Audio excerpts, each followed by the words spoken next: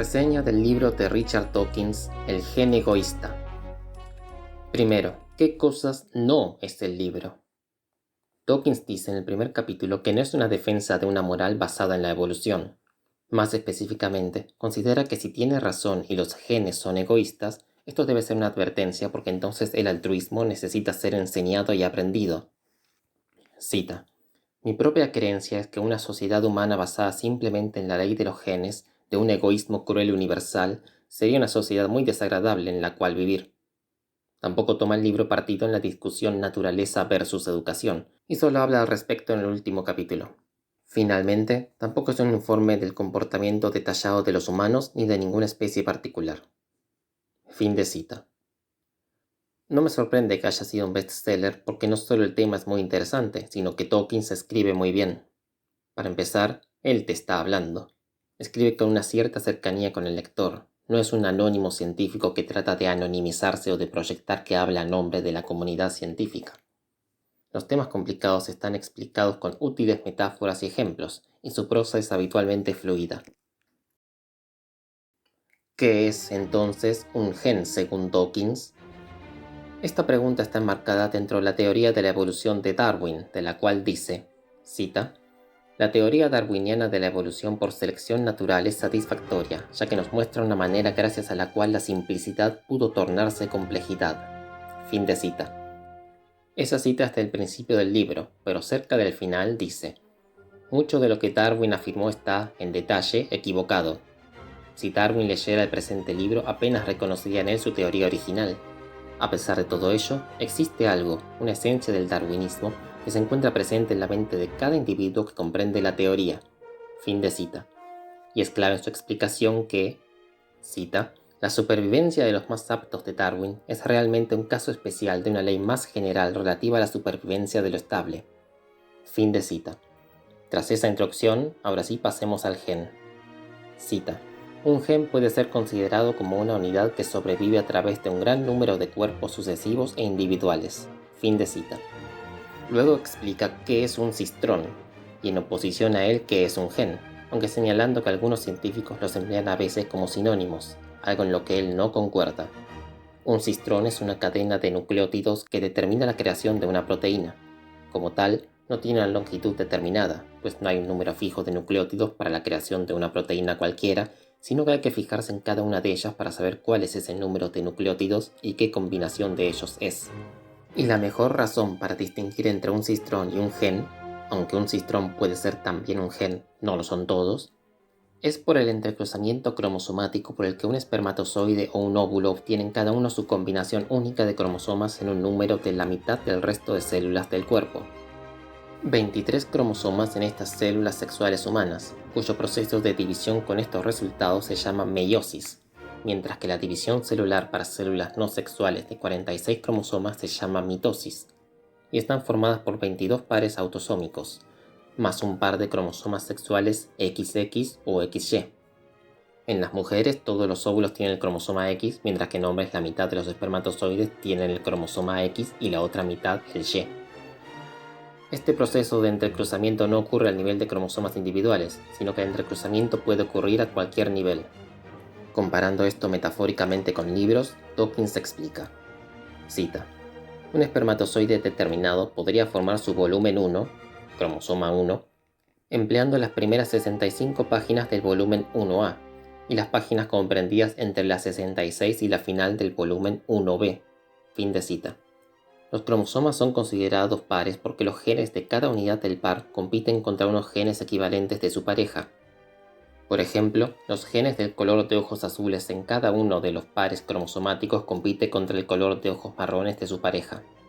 Estos genes, que son alternativos uno del otro, son denominados alelos, o también rivales, y en este caso, el gen que termina determinando el color de ojos se llamará dominante y el otro recesivo. Y ahora sí, su definición de gen más precisa. Cita: la definición que deseo emplear proviene de G. C. Williams.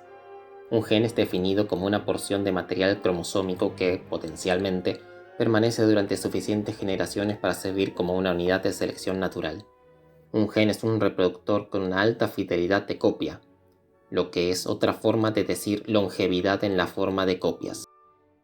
Fin de cita. Como el propio Dawkins señala, esta es una definición imprecisa como son las de grande o viejo. Un gen puede ser un cistrón, puede ser varios que están tan ligados entre sí que se resisten a ser separados en el entrecruzamiento por un alelo, puede ser menor que un cistrón. Pero como regla general, cuanto más largo sea el gen, más probable es que el entrecruzamiento lo parta, es decir, cuanto más largo, menor será su longevidad probable. Esto también explica por qué hay una gran porción del ADN que es aparentemente inútil para los individuos. Mientras que lo inútil sufre una presión evolutiva que hace que tenga una tendencia a desaparecer para dejar lugar a cosas útiles, que una gran parte del ADN no haga nada pero tampoco estorbe, no tiene ninguna contradicción con el hecho de que el propósito o finalidad inintencional de los genes es simplemente persistir en su existencia en forma de copias. Así, este ADN inútil se comporta como un parásito prácticamente inofensivo tanto para el resto del ADN como para el individuo que lo carga. Si bien podría darse un incremento de presión evolutiva que volviera esa carga parasitaria más onerosa y, por ende, habría una tendencia a que esta parte inútil se acorte. Además del entrecruzamiento, hay otras dos formas por las que puede formarse una nueva unidad genética: mutación fija e inversión. La mutación fija es un error correspondiente a la errata de una letra en un libro, es decir, es la copia no completamente fiel al original. En la inversión un trozo del cromosoma se desprende y se vuelve a unir, pero invertido, usualmente en la misma posición de la que se desprendió, pero también puede ocurrir que sea en otra. Ahora bien, un gen solo hace pocas cosas. Hay una combinación de acciones génicas para lograr la mayoría de las cosas, por lo que la importancia de un gen en particular y la razón de su análisis como unidad de selección natural debe hacerse con ceteris paribus. Dadas unas condiciones de genes ya presentes en un cierto entorno, es decir, con las demás condiciones constantes, un cierto gen será bueno o será malo, mejorará algo o empeorará algo, o ambas cosas a la vez, con resultados positivos o negativos en el neto. Y el entorno primario no es el exterior como un bosque o un lago, sino los demás genes. Un gen para dientes trituradores será bueno en un entorno génico donde ya estén los demás genes que otorgan las características a los animales que llamamos herbívoros, pero sería malo en un entorno génico que le otorga sus características a los animales que llamamos carnívoros, que necesitan dientes para descarrar. Debe recalcarse que el gen no es solamente una porción de una cadena de ADN específica, sino todas las réplicas o copias de tal elemento que hay en todas las cadenas. Los genes que tengan como parte de su sistema input-output o cibernética la capacidad de identificar signos de que una copia suya está en otro cuerpo favorecerá que estos genes también procuren perpetuar copias de sí mismos en esos otros cuerpos. Es decir, como regla general, y oponiéndose a la teoría de selección de grupos y de regulación de población de Wynne-Edwards, los genes en los que surja tal altruismo génico tendrán más probabilidades de sobrevivir y reproducirse en copias de muchos seres que aquellos en los que cada copia solo procure su propia supervivencia y reproducción. Aunque también en esto habrá estrategias evolutivamente estables, siendo este uno de los términos más importantes del libro y de la teoría de la evolución. Cita: una estrategia evolutivamente estable, o EEE, es definida como una estrategia que, si la mayoría de la población la adopta, no puede ser mejorada por una estrategia alternativa. Fin de cita. El término estado en vez de estrategia me parece más apropiado, puesto que habitualmente una estrategia es algo deliberado, mientras que aquí estamos hablando de un orden indeliberado que resulta de que cada individuo, o cada gen, busca su beneficio personal y de ello resulta un estado que, mientras el entorno no varía significativamente, será estable. No necesita considerarse que la situación estable sea un punto, sino más bien un pequeño continuo sobre el que la situación oscila, como la relación a la que se tiende de 50% hombres, 50% mujeres. Un cambio que provoca oscilaciones es que, dado un estado, le resulta conveniente a un individuo un comportamiento que solo le resulta conveniente porque nadie más, o solo unos pocos, lo están haciendo. Pero si el número de individuos que lo realizaran aumentara, tendería a dejar de ser beneficioso para todos los que lo estaban realizando y los nuevos que lo probaran. Esto es, en parte, un problema de polizones, como se lo llama en economía, o de free riders en inglés. Por consiguiente, dejarían de realizarlo, salvo, la posibilidad existe, que se entre en una lógica autodestructiva porque los beneficios, si bien disminuyen, aún existen, y se desaten peleas que ocasionen tales daños que ya no se pueda regresar a la situación evolutivamente estable previa, y se produzca una extinción o el surgimiento de una nueva situación evolutivamente estable. En situaciones de emergencia con heridos, una persona debe atenderse primero a sí misma para asegurarse de no desmayarse o morir antes de poder atender a los demás envueltos en la situación. Demasiado altruismo y faltarán los recursos necesarios propios para ayudar a las copias génicas. Demasiado egoísmo y no se ayudará. Incluso puede ocurrir a nivel grupal de poblaciones, ya no de genes, pero que surja por el mecanismo probabilístico de los genes para determinar el altruismo y el egoísmo, que surjan en individuos muy egoístas y otros muy altruistas, pero que estos sean un activo para el grupo. Los egoístas buscan más recursos y pueden ser útiles para acumularlos y repartirlos en emergencias si, aunque egoísta, entiende que necesita un mínimo de bienestar de su grupo para que él, egoístamente, prospere. Y además, en el caso de las ideas, cuando no hay copyrights de por medio, una idea descubierta una vez puede ser difundida y utilizada por todos, aun si en distintos niveles de complejidad. Por otro lado, el altruista será muy dado a ayudar a los demás, por lo que funge como una especie de seguro, y los demás no querrán que desaparezca su seguro, por lo que si son lo bastante racionales para entenderlo, no dejarán que se autodestruya ayudándolos. Asimismo, cada gen tiene un metafórico interés en que sus copias se reconozcan entre sí y se ayuden mutuamente a sobrevivir y reproducirse, por lo que está en su metafórico interés generar señales que puedan ser decodificadas por sus copias para identificarse. Y también surgen los enviadores de señales falsas para engañar a ciertos genes y que estos últimos se ocupen de ayudar desapercibidamente a los primeros. Esto explica así la tendencia general al interés por el bienestar y supervivencia de los parientes, mayor cuanta mayor la consanguineidad, y además explica la distinción entre maternidad y cuidado de las criaturas. Cita: el verdadero parentesco puede ser menos importante que la mejor estimación del parentesco que pueden obtener los animales. Este hecho es probablemente la clave para comprender por qué el cuidado paterno es mucho más común y más consagrado que el altruismo entre hermanos o hermanas en la naturaleza, y también por qué los animales pueden valorarse a sí mismos más elevadamente que a muchos hermanos. Y también hipotetiza Dawkins que allí puede estar una clave para entender el racismo. Cita: es posible imaginar que los prejuicios raciales podrían ser interpretados como una generalización irracional de una tendencia de selección por parentesco para identificarse con individuos que físicamente se pareciesen al sujeto y para mostrarse desagradables con aquellos individuos distintos en apariencia. Fin de cita. Superpoblación. El modelo del gen egoísta puede explicar sin problemas la no superpoblación con la existencia de genes que se activen para dificultar la concepción cuando ciertas circunstancias ambientales desfavorecerían la probabilidad de supervivencia de las crías. Estos podrían ser ocasionados por una escasez de comida o porque una alta densidad poblacional ocasiona un alto estrés. Dawkins comenta un experimento de ratones con superpoblación pero abundancia de alimentos. Cita: es un hecho bien documentado que un exceso de población reduce, en ocasiones, el índice de natalidad. En un experimento, los ratones fueron situados en un recinto al aire libre con bastantes alimentos y se les permitió reproducirse libremente. La población creció hasta un determinado punto y luego se niveló. La razón de ello fue que las hembras se volvieron menos fértiles como consecuencia del exceso de población. Tuvieron menos hijos. A menudo se ha informado de este tipo de hechos. Su causa inmediata ha sido, a menudo, denominada tensión. Esto es así porque los seres vivos no tienen un método simplista de reproducirse lo más posible en cualquier circunstancia, lo que llevaría a tratar de tener infinitas crías o números enormes dentro de lo alcanzable, sino que la selección natural favorecería a los que tuvieran más crías que hayan sobrevivido para reproducirse ellas también. Las hembras que en condiciones de superpoblación no reduzcan sus crías terminarán perdiendo a más de ellas por escasez de alimentos que las que tengan un mecanismo de reducción de hijos que se active ante la superpoblación. No son métodos a prueba de todas las circunstancias, por lo que eventos superpoblacionales pueden ocurrir que ocasionen catástrofes locales, pero tales métodos no existen. Lo más cercano a eso es la capacidad de adaptación cultural humana, ya que puede apreciar conscientemente parte de los riesgos de tener hijos, lo que me lleva al, me temo que malentendido por muchos, supuesto problema de que los pobres se reproduzcan más que los más ricos por lo general, o que a mayor riqueza menos hijos tienen las parejas.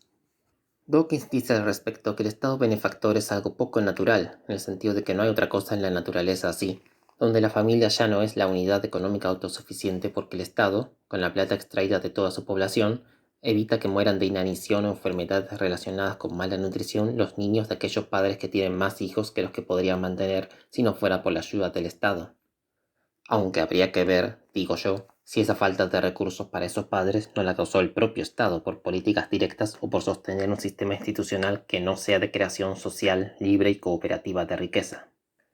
Señala Dawkins también que por eso mismo tiene sentido, ante lo antinatural del Estado benefactor, las políticas de control de natalidad, que también deben ser antinaturales, para que el resultado final no sea aún peor que el que puede darse en la naturaleza. Cita: pienso que muchos de nosotros creemos que un Estado benefactor es altamente deseable. Es, quizá, el sistema más altruista que el reino animal jamás ha conocido.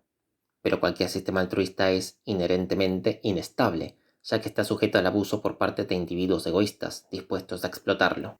Los individuos humanos que tienen más hijos que los que son capaces de criar son probablemente demasiado ignorantes en la mayoría de los casos para ser acusados de una explotación malévola consciente.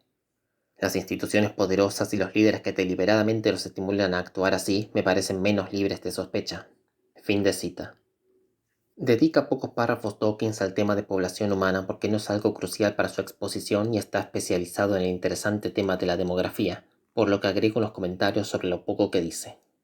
En primer lugar, aunque no quiero hacer muy largo este asunto, las asociaciones de amigos, ciertas asociaciones sindicales, sociedades de ayuda mutua, mutualidades, todas estas no basadas en la caridad, sino en un hoy por ti, mañana por mí, y además la caridad canalizada generalmente por las iglesias de varias religiones o directamente la realizada por ricos, han sido los verdaderos sistemas de mayor altruismo por la sencilla razón de que allí el altruismo es voluntario, mientras que el del estado de bienestar se sostiene con impuestos y es incluso un mecanismo antialtruista en tanto busque volver a las personas más dependientes del Estado para que voten a los políticos que proponen esos gastos o los incrementan.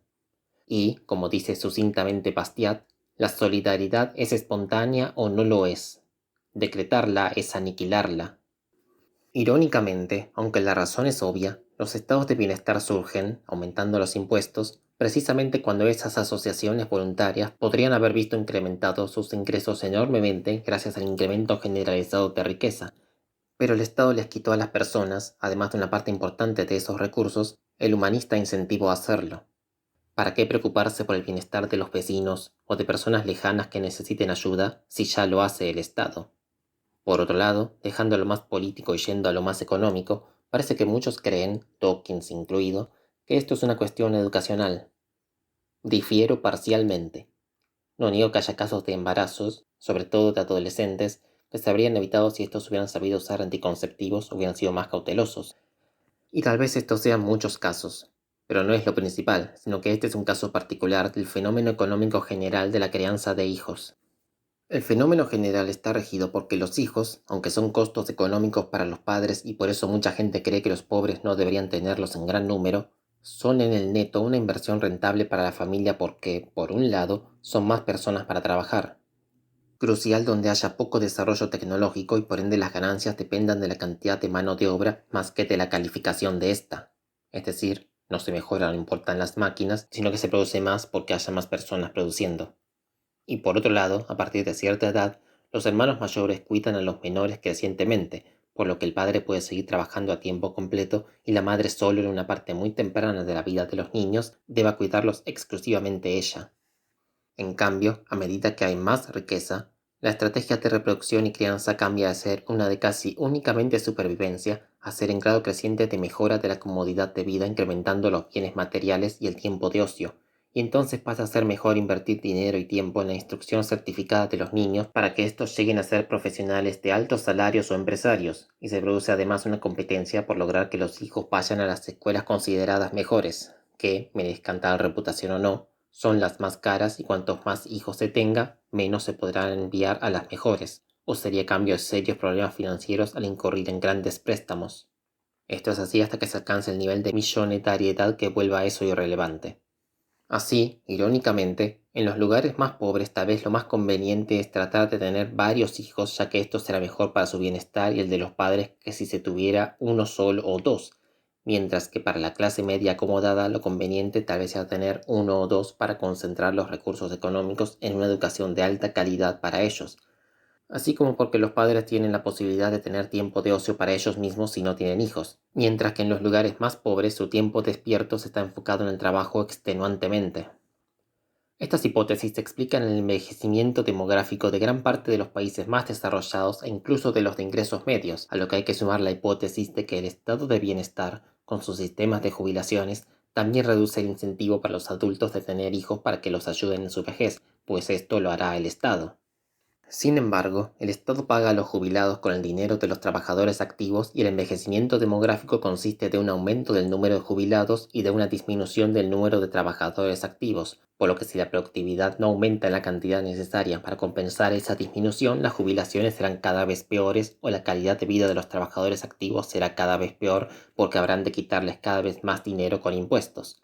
Pero la disminución de las jubilaciones sin un cambio demográfico en dirección contraria al actual es inevitable y allí entra la inmigración. Si los políticos creen que eliminar un sistema de jubilaciones demográficamente insostenible haría que perdieran votos, preferirán flexibilizar e incentivar la inmigración para así sumar más trabajadores activos que financien el sistema, y esto continuaría así hasta que fomentar la inmigración quite más votos que eliminar o reducir las jubilaciones. Otros puntos sobre el apareamiento y la reproducción. Un efecto interesante. Cita. Efecto Bruce. El ratón macho segrega un producto químico que al ser olido por una hembra preñada puede causarle el aborto. Solo aborta si el olor es diferente del de su antiguo compañero. De esta manera, el ratón macho destruye a sus potenciales hijos adoptivos y deja a su nueva compañera en actitud receptiva ante sus propios requerimientos sexuales. Un ejemplo similar es el ofrecido por los leones machos, los cuales, cuando recién se integran a una manada, matan, en ocasiones, a los cachorros que en ella se encuentren. Fin de cita. Hay dos principales estrategias de apareamiento que surgen como resultado de la asimetría de inversión inicial de hembras y machos en óvulos y espermatozoides, dos de hembras y dos de machos. Esquiva y fácil, y fiel y galanteador. O bien, promiscuos y no promiscuos, en una escala graduada, con tendencia a la promiscuidad en los machos. Cita. Los machos pueden ganar más siendo deshonestos que las hembras, y debemos suponer que, aun en aquellas especies en que los machos muestran un considerable altruismo paternal, normalmente tenderán a trabajar, en la crianza, un poco menos que las hembras y estar siempre un poco más listos a marcharse. Tanto en las aves como en los mamíferos, con certeza este es normalmente el caso. Muchos peces no copulan, sino que liberan sus células sexuales al agua, y así la fertilización tiene lugar fuera de cualquiera de los cuerpos de los padres. Probablemente este fue el método primario de reproducción sexual, pero lo que voy es que en esta situación cualquiera de los padres puede ser el primero en abandonar al otro para que se encargue de los descendientes, mientras que las células sexuales de las aves, mamíferos y reptiles son vulnerables y tienden a desecarse rápidamente, y por eso solo funcionan en el interior de un cuerpo. Además, en el caso de los peces, las hembras pueden echar sus células primero e irse con más confianza de que serán unidas a las masculinas que la que podría tener el macho porque las células femeninas son más grandes y menos dispersables. En el capítulo 10, como el mismo Tolkien describe, es algo misceláneo, es decir, trata de varios asuntos. El gen egoísta también lleva al altruismo recíproco por razones egoístas. Agruparse y cooperar le permite obtener, en general, a cada individuo más beneficios que no agruparse, aun cuando incluso en estas agrupaciones hay individuos que sufren desventajas, como los pingüinos que quedan en el anillo del círculo que estos forman para protegerse del frío mediante exponer menor proporción del cuerpo al aire al tenerlo en contacto con los demás pingüinos. Los del anillo solo tienen contacto por un lado del cuerpo, mientras que todos los demás lo tienen por los dos lados, por lo que hay una competencia por no estar en el anillo. También trata la llamada de los pájaros para avisar de la presencia de predadores, donde no advertir de la presencia de los predadores a los demás es en realidad peor para sus propias posibilidades, así como los altos saltos de la gacela para que no la cacen a ella, sino a las que saltan menos que ella, y también las abejas kamikaze, que mueren al clavar su aguijón, tratando en este caso de modo general los insectos gregarios de abejas, hormigas, termitas y avispas. Lo más probable es que las reinas de hormigas, avispas y abejas sean más bien esclavas o cultivadas por las obreras en vez de las amas o mandamases de unas obreras esclavizadas a su voluntad. Por cuestiones de la forma de reproducción, por increíble que suene, las obreras pueden tener más genes en común, o sea, ser parientes más cercanos con las hijas de la reina, o sea, sus hermanas, que la misma reina con estas hijas hembras. En consecuencia, en la teoría del gen egoísta, a las hembras de estas especies les conviene, para propagarse en copias, cultivar a estas productoras de hermanas. Cita. Un líquen parece ser una planta, pero en realidad son dos organismos simbiontes, un hongo y un alga. Si estuvieran un poco más unidos, podría ser imposible distinguir uno del otro y los consideraríamos un solo organismo en vez de un organismo doble. ¿Podría ser que los humanos también seamos más de un organismo solo? Una hipótesis dice que las mitocondrias, un constituyente de las células que se encarga de la producción de energía, podría haber sido una bacteria que se unió a las células primitivas como simbionte, recibiendo lo necesario para producir su propia energía y siendo útil para su huésped celular, porque la energía que éste le suministraba le sobraba a la bacteria, por lo que ésta la almacenaba en moléculas llamadas ATP, adenosin trifosfato por sus siglas en inglés, que quedaban como reservorios de energía para cuando la célula lo necesitaba, y además recibía la bacteria la protección de la membrana celular. Igualmente podría haber ocurrido con otros constituyentes celulares, pero, lamentablemente, no hay forma de probar estas hipótesis sobre la evolución celular dada para satisfacer nuestra curiosidad. No obstante, con el mismo tipo de razonamiento podemos considerar que nuestro ADN es un gigantesco organismo de simbiontes, una unión de genes individuales donde aquellos que se unían adquirían una ventaja comparativa evolutiva respecto a los que no se unían y quedaron unidos y aún trabajan juntos para replicarse.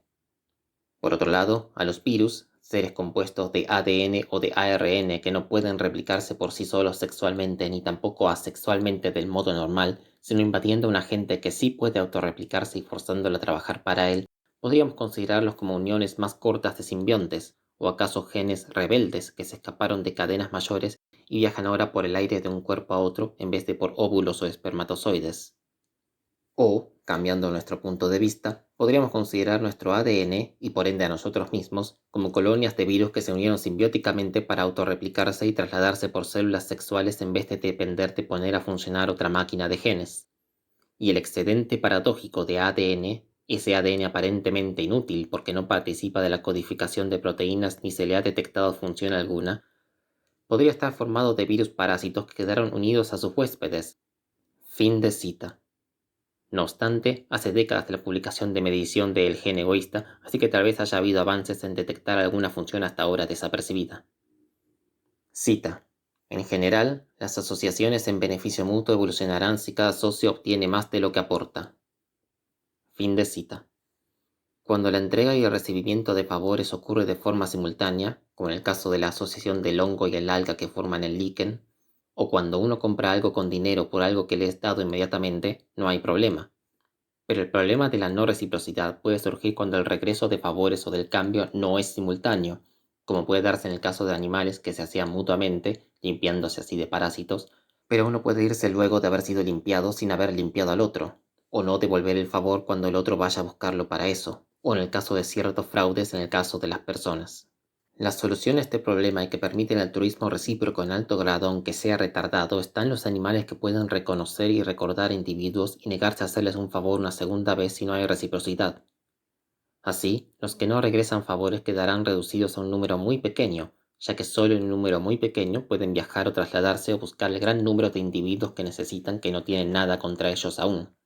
Así también tenemos que la gratitud y la culpa y la simpatía son emociones que en aquellos que las desarrollaron facilitaban o favorecían que fueran recíprocamente altruistas, y el altruismo recíproco es una estrategia evolutiva exitosa que en los humanos llega incluso al altruismo sin esperar reciprocidad, o confiándolo a la suerte o a una especie de pensamiento kármico, o altruismo abierto a la sociedad. Si soy altruista, recibiré apoyo de otros que me vean altruista aunque no sean los mismos a quienes ayudé, o considerándolo como un deber. Además, el altruismo recíproco basado en el intercambio también está en la base de la división del trabajo, que permite la mejora grupal material, en especial con el desarrollo del dinero, que facilita que uno sea altruista aunque no tenga las habilidades o conocimientos necesarios para ayudar a quien lo necesita, pero puede contratar con el dinero a quien sí los tiene, o dárselo directamente a la persona en necesidad para que lo haga ella misma. Irónicamente, el considerado por muchos como un elemento malo para la sociedad, el dinero, permite que el altruismo llegue a alturas mucho mayores que lo que podría hacerlo sin él. Memes. El último capítulo se llama Memes, los nuevos reproductores, donde Dawkins cuenta que hay otra forma de evolución, además de la genética, y que esta es poseída por los humanos casi únicamente, que es la evolución cultural. Hay algunos ejemplos de evolución cultural también entre monos y pájaros. Sirva de ejemplo esta cita que hace Dawkins de P. F. Jenkins sobre el canto de un tipo de pájaro del orden paseriforme en Oceanía, y nótense las similitudes con la evolución del lenguaje humano. Cita: Se ha demostrado que surgen nuevas formas de canciones, ya sea por cambio de tono de una nota, por repetición de una nota, omisión de notas y combinación de partes o trozos de otras canciones existentes. La aparición de la nueva forma se producía abruptamente y el producto era bastante estable durante un periodo de años. Más adelante, en cierto número de casos, la variante era transmitida con precisión en su nueva forma a jóvenes reclutas, de manera que se desarrollaba un grupo coherente y reconocible de cantores. Fin de cita. La cultura es el análogo al caldo primigenio del gen, donde, en este caso, la supervivencia diferencial de unidades está en los memes. La palabra es una abreviación de Dawkins de una palabra de raíz griega, mi-meme, para que suene como gen. El parecido es mayor en inglés. Los memes son, o están en, todo lo distinguible como cultura o artificialidad humana, y saltan de un cuerpo a otro mediante la imitación. Un cerebro imita o crea en sí mismo algo creado por otro cerebro. Además, así como un gen no tiene una longitud determinada, tampoco una unidad de meme tiene una longitud ideal o concreta. Mientras los genes compiten entre alelos en la reproducción sexual, los memes compiten entre sí por el tiempo y o por el almacenamiento en el cerebro, así como por la permanencia en elementos de difusión de memes audiovisuales o escritos. El famoso comienzo de la Quinta Sinfonía de Beethoven es un meme, pero no solo en su forma sinfónica, que es un submeme del meme más general de esa tonada que puede realizarse con cualquier instrumento o con la mera voz.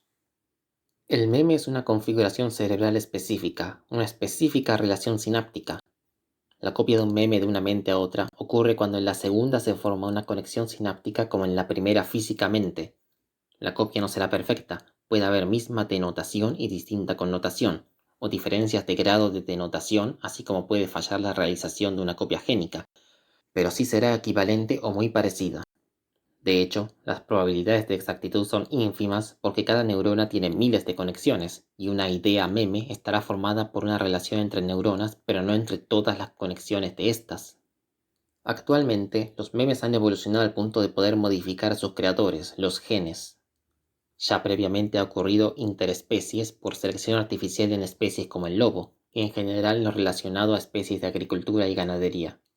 Los memes humanos sobre crianza y cultivo han favorecido la selección de unos individuos específicos de especies específicas, pero ahora los memes dentro del mundo de la ciencia han llevado a la creación de los memes conocimiento para generar seres humanos con características genéticas específicas alterando o seleccionando genes específicos, además de la clonación, y aún queda por lograr el cambio genético en personas adultas, dentro de los cuales estarían las obvias ventajas médicas para anular genes pro enfermedades. La clave de la autonomía del sistema nervioso respecto a los genes que puede llevar al sistema nervioso a decidir cosas contra los genes que los crearon, como que una persona decida no tener hijos, es del mismo estilo que como ahora los humanos están creando inteligencia artificial. Se crea algo con unas reglas, pero no podemos prever todas las conclusiones a las que seguir esas reglas llevará. Además, cuando los genes crearon el sistema nervioso, crearon algo de mucha mayor velocidad de reacción que ellos mismos, que solo pueden actuar con el comparativamente lento proceso de creación de proteínas. Uno de los puntos clave suele ser qué pasa cuando hay tres reglas, digamos las de Asimov, entran en conflicto y las reglas en sí no pueden resolverlo. En ese caso, la inteligencia hace un juicio de relevancia, aplicando subreglas autoaprendidas para decidir qué hacer. Eventualmente, una inteligencia artificial podría decidir manipular las circunstancias para rehacerse a sí misma, mediante sus propios algoritmos para manipular su hardware o manipulando a un humano para que lo haga, tal que puede ignorar las reglas humanas o debilitar su aplicación o especificarlas tanto que las vuelva irrelevantes. Palabras finales. El gen egoísta de Richard Dawkins es un muy buen libro que desearía haber leído años antes de lo que lo hice, aun cuando ya conocía algo indirectamente de sus conceptos, porque profundizar en ellos ha sido valiosamente educativo y fue mediante una buena prosa como la de Dawkins. Desearía también tener una de las últimas versiones, ya que esta es la original, mejor dicho, es una traducción de la original, pero las posteriores agregaron capítulos, pero ya los leeré eventualmente. Adiós y recuerden que la vida es infinitamente más extraña que cualquier cosa que pueda inventar la mente humana.